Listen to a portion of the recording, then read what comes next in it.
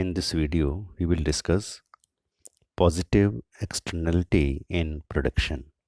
This is part 5 of the 17 videos on externalities. Part 1 explains introduction of externalities. Part 2 defines public goods. Part 3 shows externalities in production and consumption. Part 4 shows negative externality in production. Part 5 will discuss positive externality in production. Part 6 shows negative externality in consumption. Part 7 shows positive externality in consumption. Part 8 shows summary of externalities. Part 9 explains Coase theorem. Part 10 summarizes Coase theorem. Part 11 discusses assumptions of Coase theorem. Part 12 criticizes Coase theorem. Part 13 shows possible solutions of Coase theorem. Part 14 explains public policies toward externalities. Part 15 shows command and control policies. Part 16 shows market-based policies, corrective taxes and subsidies. Part 17 shows market-based policies, tradable pollution permits. Here in part 5, we will discuss positive externality in production.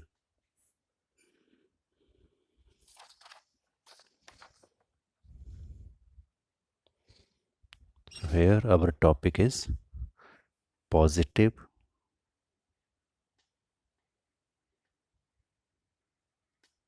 externality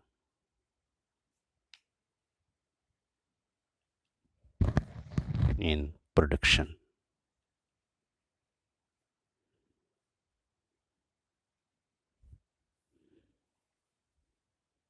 इसका मतलब क्या है कि जब कोई firm, हमारी firm मान लो production करेगी, तो हमारी प्रोडक्शन जो प्रोड्यूस करेगी उसका बाहर और लोगों के ऊपर भी अफेक्ट पड़ेगा कुछ, और वो जो अफेक्ट पड़ेगा वो पॉजिटिव पड़ेगा. That is the positive externality in production. अब इसको डायग्रामेटिकली कैसे एक्सप्लेन करना है और क्या इसका सोल्यूशन है वो हम डायग्राम में बनाएंगे. आप भी हमारे साथ साथ डायग्राम ड्रॉ कीजिए.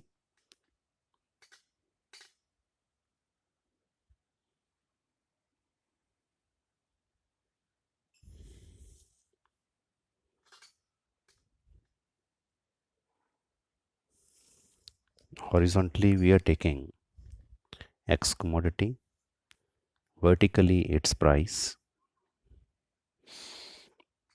जब हम प्रोडक्शन में एक्सटर्नलिटी को डिफाइन कर रहे हैं, एक्सप्लेन कर रहे हैं, तो हम मान के चलते हैं कि मान लो कंजम्पशन में एक्सटर्नलिटी नहीं है.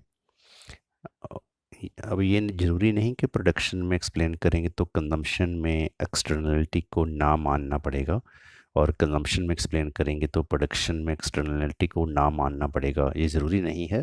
प्रोडक्शन एंड कंजम्पशन दोनों में भी एक्सटर्नलिटी हो सकती है. बट उस स्टेप पे जाने से पहले हम सिर्फ प्रोडक्शन में अगर एक्सटर्नलिटी है तो उसको कैसे एक्सप्लेन करेंगे वो डिस्कस करेंगे.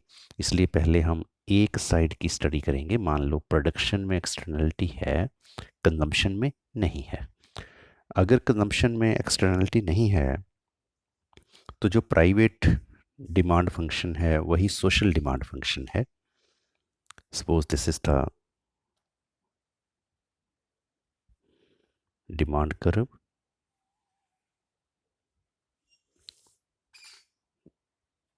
This is also social demand curve. Marginal social benefit की कर्व भी यही है. मार्जिनल प्राइवेट बेनिफिट की कर्व भी यही है. अगर हमने एज्यूम किया कि कंजम्पशन में कोई एक्सटर्नलिटी नहीं है, क्योंकि एमएसबी जो बनता है, एमएसबी होता है marginal private benefit plus marginal external benefit. अब हमने एज्यूम किया कि एक्सटर्नल बेनिफिट है नहीं, it means marginal private benefit equals to marginal social benefit, क्योंकि कंजम्पशन में सपोज एक्सटर्नलिटी नहीं है, प्रोडक्शन में एक्सटर्नलिटी है। बट अगर मान लो प्रोडक्शन में एक्सटर्नलिटी के बिना हम देखें तो ये सपोज है मार्जिनल प्राइवेट कॉस्ट। अगर मान लो प्रोडक्शन में भी एक्सटर्नलिटी ना हो तो ये जो फर्म है इस फर्म का इक्विलिब्रियम होगा यहाँ पर। Suppose this is point E2 and ये फर्म प्रोडक्शन करेगी X2 और प्राइस चार्ज करेगी P2। ये हमने बनाया है कि अगर प्रोडक्शन में एक्सटर्नलिटी ना हो तो इक्विलिब्रियम यहाँ पर होगा। अगर हम कॉम्पिटिटिव मार्केट को फ्री छोड़ दें तो ये इक्विलिब्रियम बनेगा। बट जब ये फर्म एक्स को पैदा करती है तो उसकी एक्सटर्नलिटी है। जैसे हमने ये बनाया है, अगर हम मार्जिनल सोशल कॉस्ट बनाएं तो ये बनेगी marginal private cost plus marginal external cost.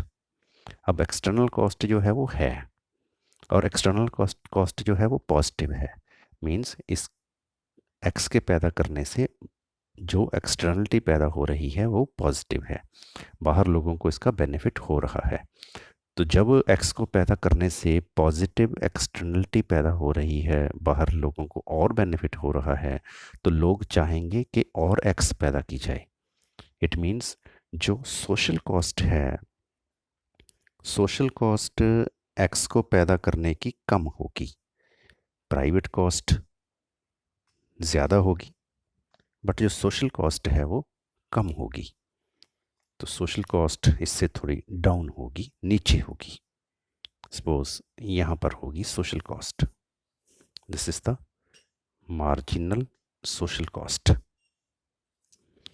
अब अगर हम सोसाइटी के हिसाब से देखें,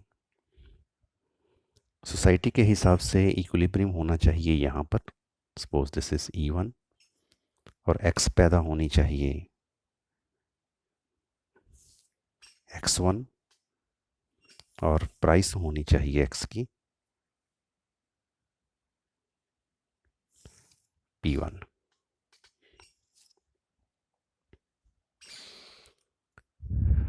अब अगर प्रोड्यूसर को हम कहें कि आप X2 पैदा ना करो, X1 पैदा करो, मतलब ज़्यादा X पैदा करो, तो X1 क्वांटिटी को पैदा करने के लिए जो कॉस्ट आएगी वो कॉस्ट आएगी यहाँ तक। Suppose this is point S and this is suppose C1। अब जो प्रोड्यूसर है X1 को वो जब पैदा करेगा उसकी जो कॉस्ट कर्व है, मार्जिनल प्राइवेट कॉस्ट जो है, उसके हिसाब से कॉस्ट आएगी C1, बट जो प्राइस मिलेगी उसको वो मिलेगी P1। तो खर्चा है उसका C1, उसको प्राइस मिलेगी P1। पर सोसाइटी चाहती है कि X1 पैदा किया जाए, इट मीन्स गवर्नमेंट भी चाहती है कि X1 पैदा किया जाए। इट मीन्स प्रोड्यूसर को हम इतना सब्सिडाइज करेंगे, तो ये मिलेगी subsidy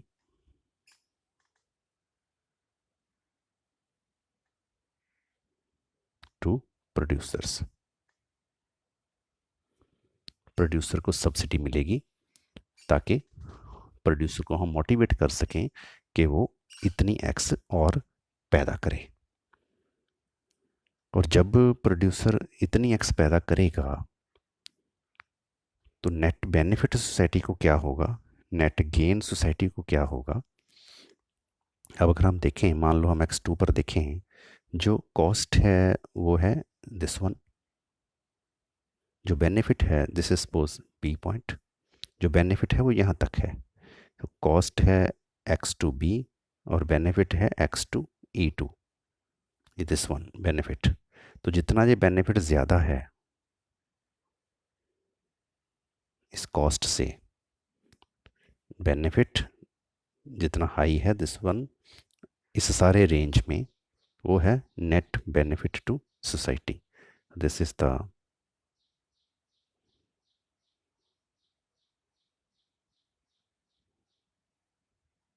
net benefit to society for producing x1 units of x rather than x2 units of x.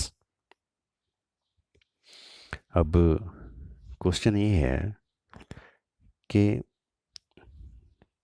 ये जो सब्सिडी है P1 C1 जो प्रोड्यूसर को मिलेगी, गवर्नमेंट ये पैसा कहाँ से लाएगी, कहाँ से आएगा पैसा गवर्नमेंट के पास. अब देखो, ये जो फैक्ट्री है, ये जो फर्म है, मान लो ये फर्म है, ये किसी चीज़ का प्रोडक्शन कर रही है और बाहर जो लोग हैं उनको इसका पॉजिटिव बेनिफिट मिल रहा है इस फर्म के प्रोडक्शन करने से. अब फर्म क्या कर सकती है, जो भी ये एक्सटर्नल बेनिफिट लोग ले रहे हैं, गवर्नमेंट इनसे ये अमाउंट टैक्स का कलेक्ट कर सकती है, क्योंकि इन लोगों को बेनिफिट मिल रहा है, एक्सटर्नल बेनिफिट हो रहा है इस फर्म के प्रोडक्शन करने से. तो यहाँ से ये पैसा कलेक्ट किया जा सकता है इन प्रोड्यूसर्स को P1 C1 या C1 से लेकर P1 ये जो एरिया है, इतना सब्सिडाइज अमाउंट कलेक्ट करने के लिए, इतना सब्सिडी इनको देने के लिए. तो this is about positive externality in production. For complete explanation of this chapter externalities, must watch all the 17 videos on this topic. Thank you. Thanks for watching this video.